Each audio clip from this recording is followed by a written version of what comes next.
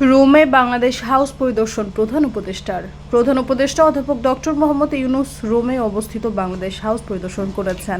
শুক্রবার বাংলাদেশ হাউস পরিদর্শন করার সময় সেখানে রাখা পরিদর্শন বইয়ে স্বাক্ষর করেন তিনি।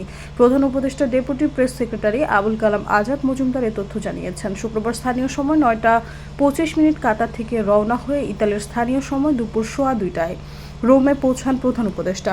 সেখানে ইতালিতে নিযুক্ত বাংলাদেশের রাষ্ট্রদূত প্রধান উপদেষ্টাকে স্বাগত জানান। জানা গেছে, প্রধান উপদেষ্টা পৌঁছানোর 1 ঘণ্টা পর স্থানীয় সময় শুক্রবার বিকেলে সেন্ট পিটার স্কয়ারে যান এবং পোপ ফ্রান্সিসের মরদেহের প্রতি শ্রদ্ধা জানান।